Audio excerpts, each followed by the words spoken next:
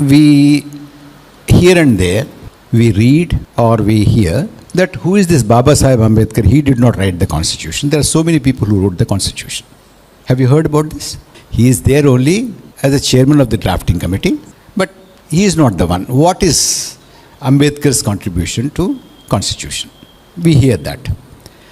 And there are people who are saying that, there is one B.N. Rao who wrote the constitution actually. But because of the political reasons, Dalit politics and all that kind of a thing, now people are trying to say it is Baba Sahib Ambedkar who wrote the constitution. And they are idolizing. This is what we hear. Ambedkar ఆయన నేనే రాశాను ఈ రాజ్యాంగం అని చెప్పుకోలేదండి. ఆయన ముగింపు ఉపన్యాసం రాజ్యాంగ సభలో ముగింపు ఉపన్యాసంలో ఎవరెవరు ఏమేం చేశారు నేను అవన్నీ తీసుకుని నా పని నేను చేశాను. కానీ దీన్ని రాజ్యాంగం తయారవడంలో ఎంతమంది పాత్ర ఉంది, డ్రాఫ్టింగ్ కమిటీలో సభ్యులు ఎవరు, బిఎన్ రావు ఇట్లాంటి వాళ్ళు ఏమేం చేశారు, నేనేం చేశాను అవన్నీ చెప్పుకున్నాడు ఆయన. సో గొప్పవాడు ఎవడు కూడా అంతా నేనే చేసి చెప్పుకోడు. గొప్పవాళ్ళు ఏం చేస్తారంటే I was there, I also did something, but a lot of people have done it అని చెప్తారు పెద్దవాళ్ళందరూ. Any great man would say. So that is the mark of a person's greatness. That is why B.R. Ambedkar is great. Otherwise he could have said that, I wrote. Who would say no? But you should also understand that the Constituent Assembly of India had some extraordinary people. They are no small people. Brilliant minds.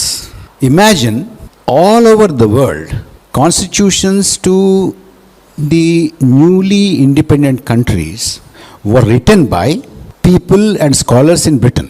They sat in London or Birmingham or Oxford or Cambridge and they wrote a constitution and said, okay, you come here and take this. You adopt it.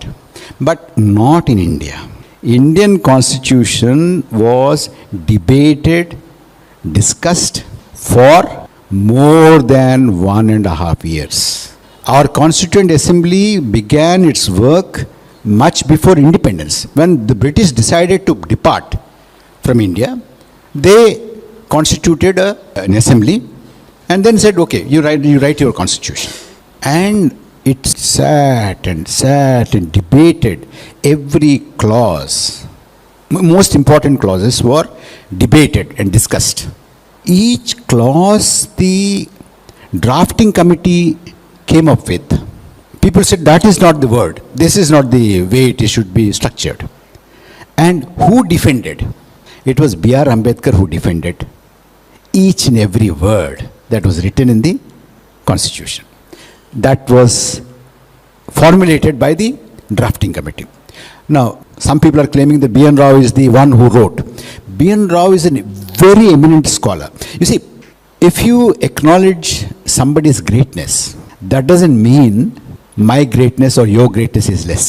So, B.N. Rao was a great scholar. In fact, 1935 Government of India Act was predominantly drafted by B.N. Rao. B.N. Rao was a great constitutional expert and scholar. ఇంకొక విషయం చెప్పాలి. Drafting కమిటీకి ఎవరు అధ్యక్షులుగా ఉండాలి అన్నప్పుడు రకరకాల ప్రతిపాదనలు వచ్చాయి. సప్రు గారి, కుంజరు గారివి, వీళ్ళు రకరకాలు వచ్చాయి. The leadership of the country that time they were in a dilemma. ఏం చేయాలి, ఎవరిని పెట్టాలి. Then those days whenever they was some difficult problem they all use to run to Mahatma Gandhi. So when they went to Mahatma Gandhi, I think that time he was probably in Pune or somewhere. Then they said, what are you thinking about? Is there anybody who can be better than Ambedkar? Please, you go ahead for Ambedkar. That's what Gandhiji had said. In spite of very bitter differences between Gandhi and Ambedkar. Look at this. That is greatness. Greatness is acknowledging the greatness of the other people. Ambedkar acknowledged the greatness of B.N. Rao in the Constituent Assembly is on record. And in spite of huge, bitter differences between Mahatma Gandhi and Ambedkar, Gandhiji said, it has to be Ambedkar, nobody else. Please remember this.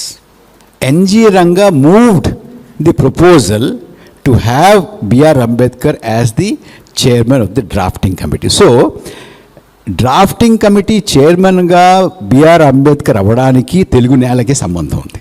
The first ever speech in the constituent assembly was by Pandit Jawaharlal Nehru.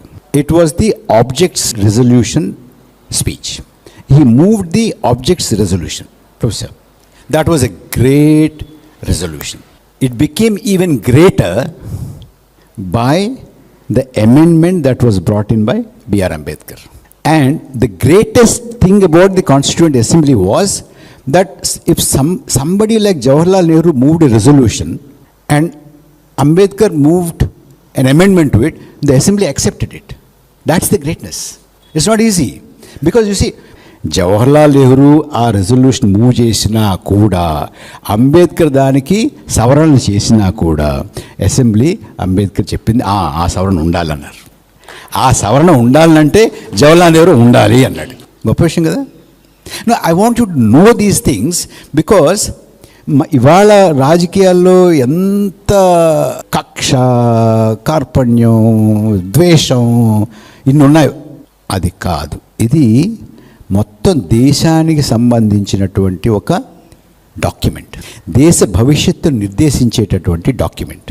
దేశంలో పరిపాలన ఎలా ఉండాలి, పరిపాలకులకి ప్రజలకి మధ్య సంబంధం ఎలా ఉండాలి, ప్రజలకి మధ్య సంబంధం ఎలా ఉండాలి, ప్రజలకి పరిపాలకులకి మధ్య తగాదా వస్తే ఎవరు ఆ తగాదారు తీర్చాలి, జ్యుడిషియరీ ఎలా ఉండాలి, జ్యుడిషియరీ యొక్క దానికి ఎలా ఉండాలి, మనకి ప్రాతినిధ్యం ఎలా ఉండాలి, ఇవన్నిటిని నిర్దేశించేటటువంటి ఒక document. It's a great document and this is written by Indians in India unlike other countries. ఇందా చెప్పానుగా, they use to call somebody up in Oxford or Cambridge or London or somewhere and they used to give them a draft and they used to, with a little changes here and there, they used to adopt it.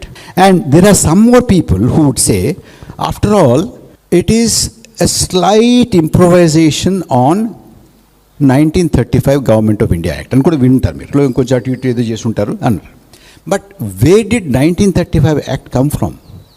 1935 act was also a product of round table conferences and agitations and the freedom movement and all that.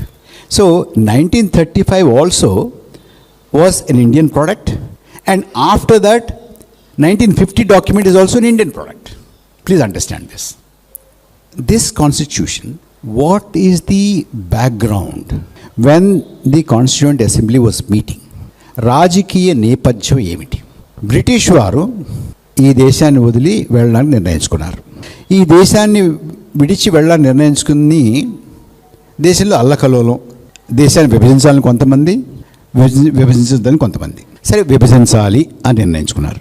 నిర్ణయించుకుని ఆదరాబాదరాగా సరిహద్దుల్ని నిర్ణయించారు. ఆయన Radcliffe అని ఒక ఆయన ఉంటారు, Britain నుంచి వచ్చాడు. వచ్చి అసలు ఆయనకి ఇండియాతో పరిచయం లేదు. ఓ గీతలు గీసేసాడు ఆయన. గీతలు గీసేసి ఇది బయటకు వస్తే పెద్ద ఆందోళన వస్తుందేమని భయపడి రాత్రిలా తెలిపాడు ఆయన. తెలుసా మీకు ఇది? ఏమవుతుందో తెలియదని భయపడి ఆయన అనుకున్నట్టుగానే పెద్ద ఆందోళనే వచ్చింది. ఒక్కసారి try to imagine the situation then. The country was divided. People who were living in a place did not know whether that was going to be in India or in Pakistan. It was uncertainty. Majority, minority, both on the east as well as in the west. తూర్పులోను పడమరలోను.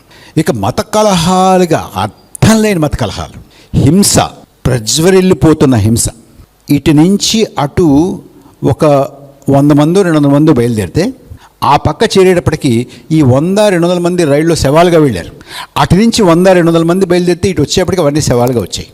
శవంగా రానటువంటి వాళ్ళు కన్ను పోయి, కాలు పోయి, చెయ్యి పోయి, ప్రాణాలు పోయి, తల్లి, తండ్రి, కొడుకు, కోడలు, 2 మనవలు, 3 మనవలు బయలుదేరితే తల్లి ఒకవైపు, తండ్రి ఒకవైపు, భర్త ఒకవైపు, భార్య ఒకవైపు, పిల్ల ఒకవైపు, పిల్లాడు ఒకవైపు, ఎక్కడికి వెళ్ళిపోయారు, ఎవరు వెళ్ళిపోయారు ఎట్టో తెలియదు.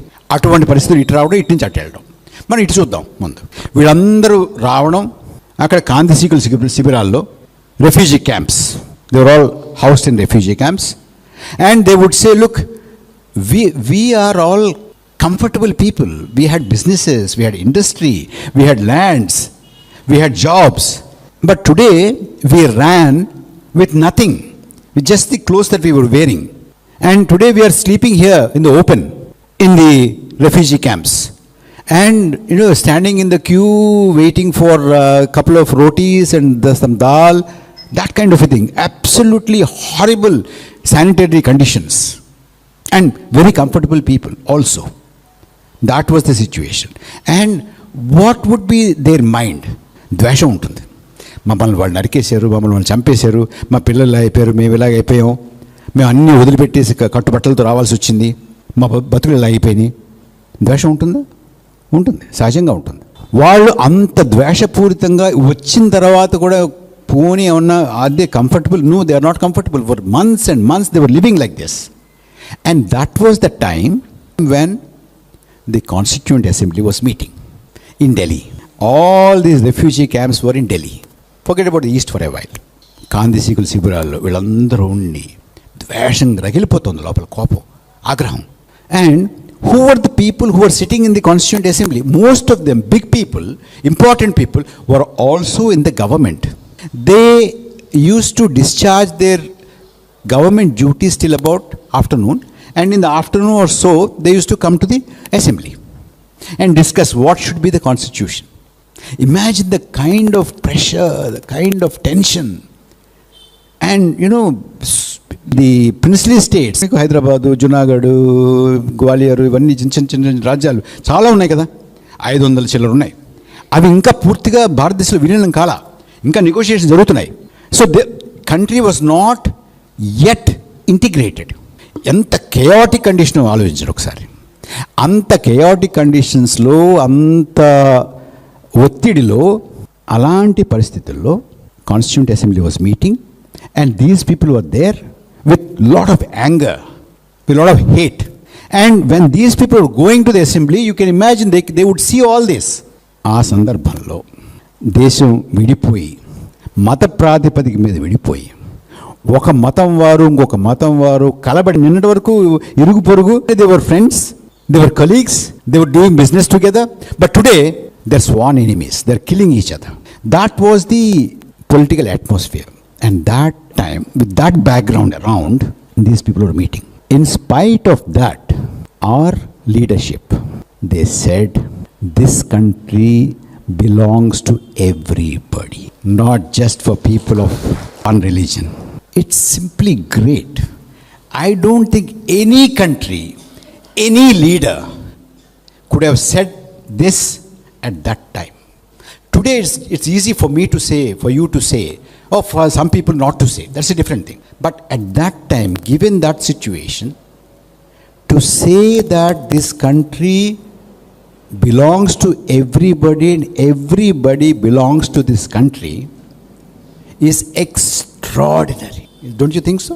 If somebody, Jawaharlal Nehru, Patel, anybody get up and say, no, if because Pakistan is established on the basis of a religion there, ours should be a Hindu country, they would have been heroes, isn't it?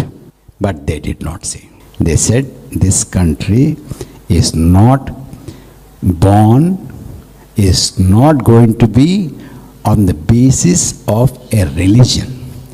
This is a country which is going to be for anybody who lives in this territory. This is another extraordinary thing about this country and about this constitution.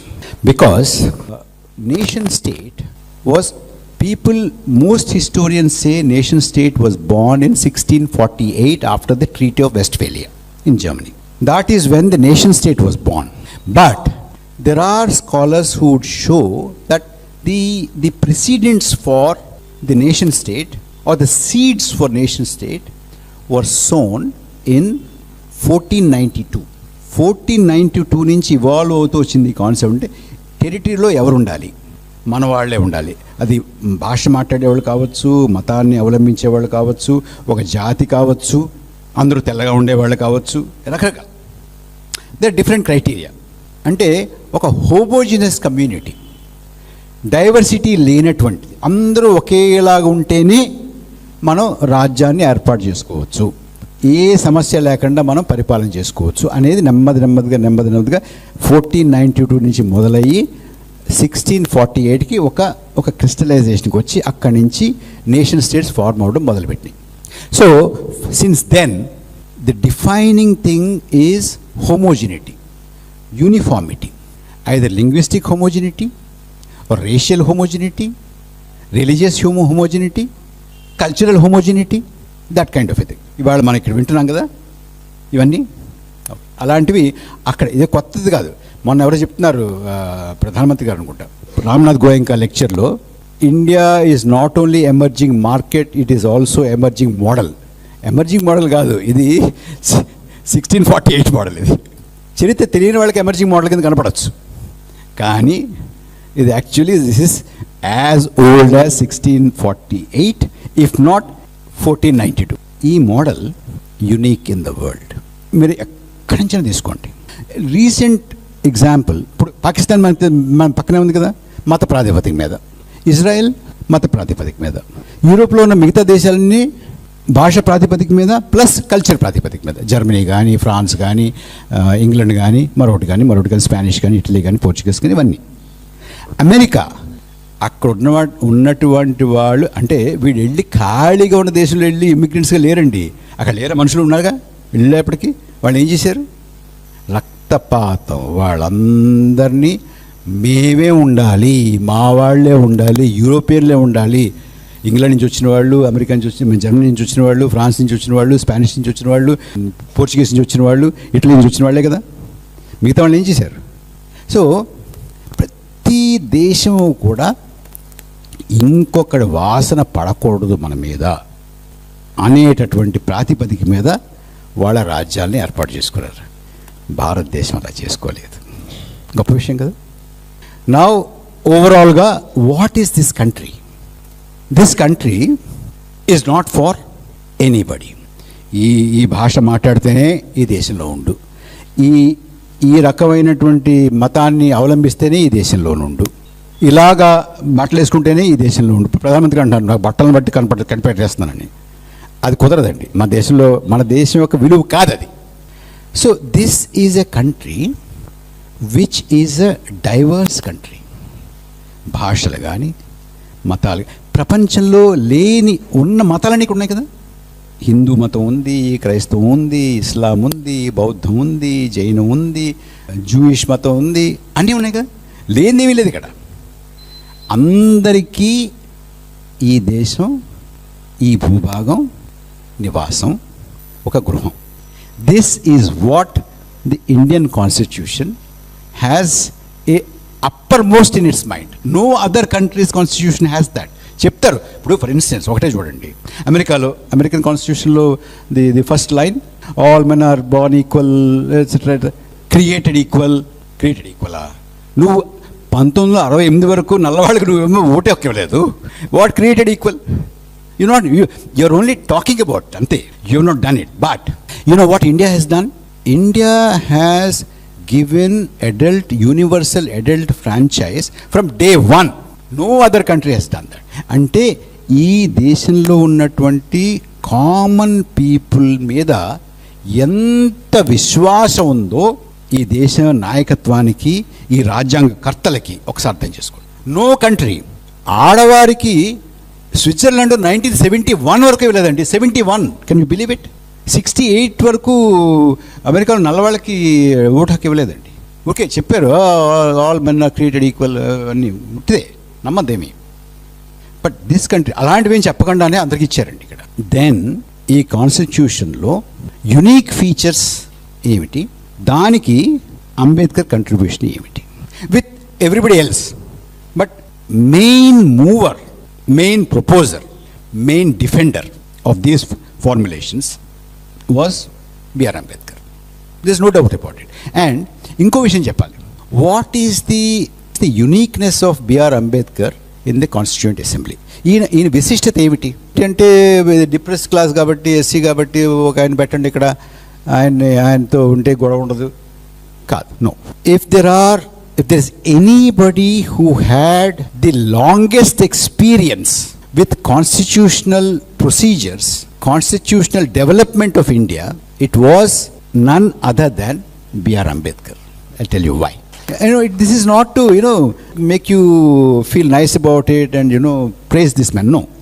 You see, the first ever memorandum submitted by B.R. Ambedkar about the constitutional development of India was in 1919. Southborough Committee. Southborough Committee was established before Montagu Chelmsford reforms తీసుకొచ్చే ముందు British government has appointed a committee that is called Southborough Committee. ఆయనకి ఒక memorandum ఇలా ఉంటే బాగుంటుంది, ఇలా ఉంటే బాగుంటుంది అని రాసింది ఒక పిటిషన్ ఇచ్చింది BR Ambedkar. So when the constitution was adopted in 1949 November 26th, Ambedkar's association with the constitutional development of India was 30 years.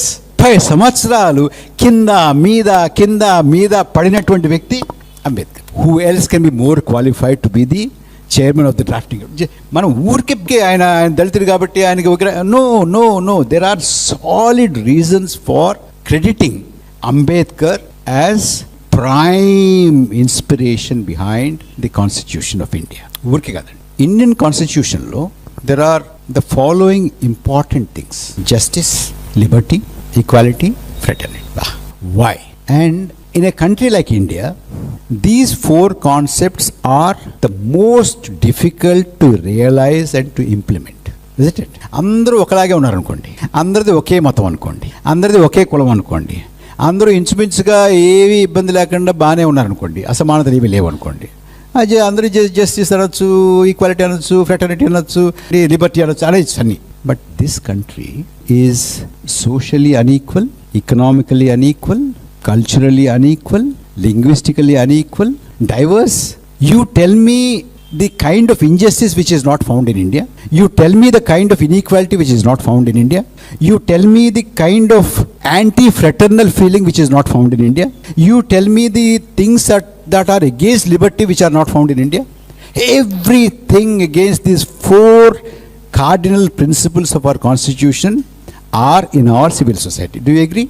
Then to meet and dedicate themselves to create a society based on the values of justice, equality, liberty, fraternity is not a joke. That is why this constitution is a great constitution and this person is a great person. That is why today there are people who are trying to assault the constitution. You know why? Because they were not part of the Constituent Assembly. They do not know what happened in the Constituent Assembly. They had no idea. And not only that, they were not part of the long drawn freedom movement of this country. So they are neither part of the freedom movement nor are they part of the Constituent Assembly. Therefore, these values are nothing for them. They think, they are Macaulay concepts. No, they are not Macaulay concepts. They are Indian concepts. Fought for by Indians, written down by Indians, debated by Indians, discussed by Indians, adopted by Indians. These are not Macaulay. ఇవాళ దేశంలో ఉన్న పరిస్థితి ఎంత ప్రత్యేకమైన పరిస్థితి అంటే sometimes I lose my mind. దేశ స్వాతంత్ర సమరంలో పిసరంతా కూడా పాత్ర లేనటువంటి వాళ్ళు మేము దేశభక్తులు చెప్తున్నారండి. అది గొప్ప విషయం కాదు. వాళ్ళు మేము దేశభక్తులు అంటుంటే చాలామంది చప్పట్లు కొడుతున్నారు, దేశభక్తులండి, ఏమైనానండి దేశభక్తులండి వాళ్ళు అంటారు. అరే నువ్వు ఇప్పుడు దేశభక్తికి అసలు ఏదన్నా ఇప్పుడు మన బంగారం కోటలోకి వెళ్తే గీస్తారు కదా, గీటరాయి అంటారు కదా. దేశభక్తి గీటరాయి ఏంటండి? దేశభక్తి గీటరాయి ఏంటంటే పరాయి పాలన నుంచి విముక్తికి జరిగినటువంటి పోరాటంలో నీకు పాత్ర ఉందా లేదా? అదే కదా. ఇంకంతకన్నా ఏమన్నా ఉందా చెప్పండి? లేదు కదా. మరి అలాంటి పోరాటంలో నీకు పాత్ర లేనప్పుడు how do you claim your self to be A patriot? Simple question. So, therefore, these constitutional values of, justice, equality, liberty, fraternity, they don't mean anything to those people. They for them, they are Macaulay today. Tomorrow it could be Mao Zedong. We don't know. Or, Muslim League. I'll tell you what the Muslim League antunnaru kada. Main thing is, you see, British used to say this India has two nations. Hindu nation and Muslim nation. And a lot of people in this country used to say, okay, even if there are two nations, two cultures, or two languages, or two religions, or whatever, but let us be in one country, one state. Muslim League said, two nations, two states, India and Pakistan. So, two nations, British said, two nations and two states. Divide chestam. Muslim League said, two nations, we want two states.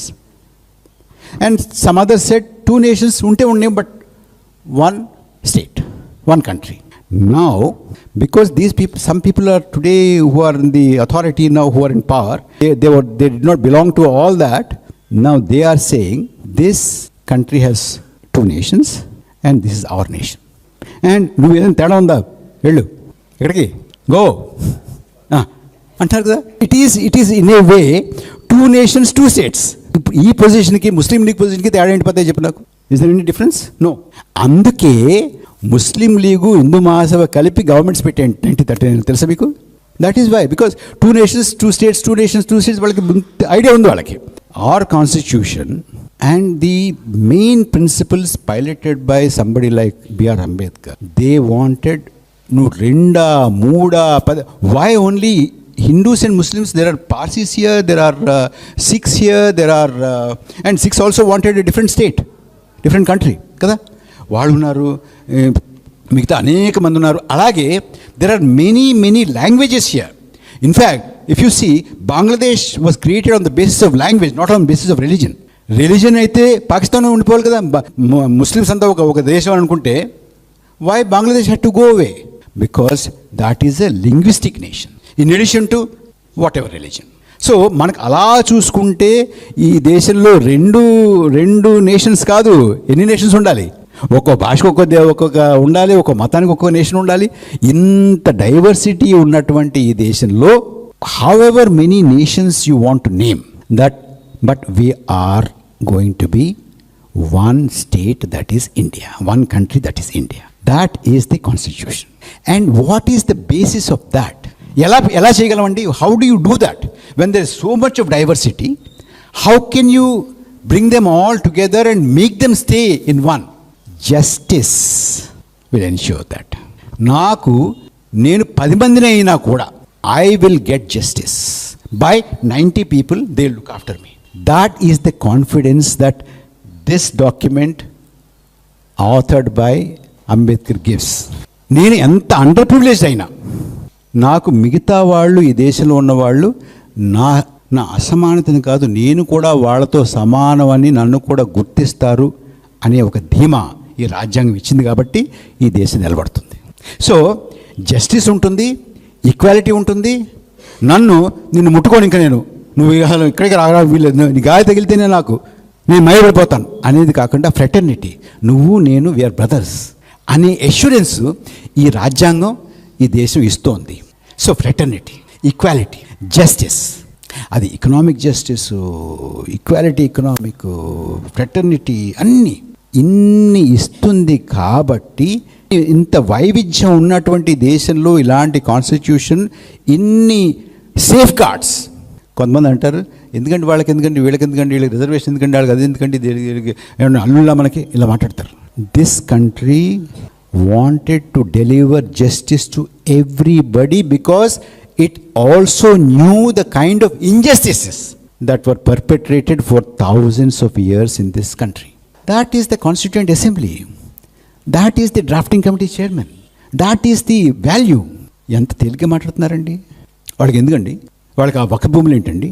వాళ్ళ మసీదులేమో వాళ్ళే చూసుకుంటారా? వాళ్ళ చర్చిలు వాళ్ళే చూసుకుంటారా? హిందూ దేవాలయాలు గవర్నమెంటా? Do you know why there is an interference, if you want to call that interference, why there is an involvement of the government and the state in the administration of temples? Dalit entry into Tirumala temple was allowed on 15th June 1947, 2 months before independence. Do you know? In January 1947, there was an attempt, but that attempt failed. They were not allowed inside.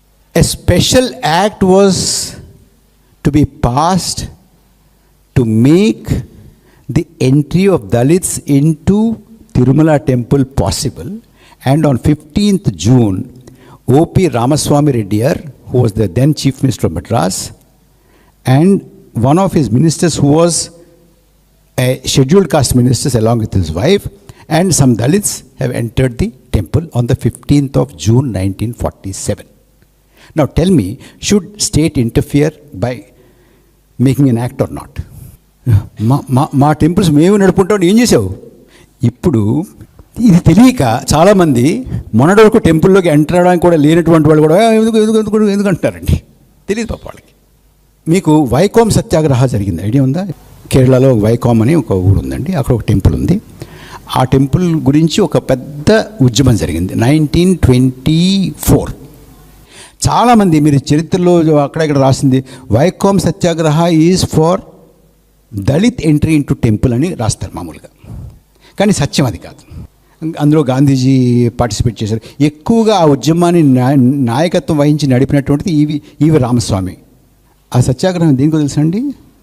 Not for entry into temple, it is for the right to walk on the road leading to the temple. అసమానత అంటే అది.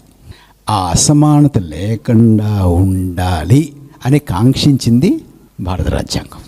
దానికి safe guards ఇవ్వాలి, దానికి కొన్ని రక్షణ కల్పించాలి, ఆ జనాభాకి రక్షణ ఇవ్వాలి, వాళ్ళని హక్కును చేర్చుకోవాలి. అది కులం కావచ్చు, మతం కావచ్చు, భాష కావచ్చు.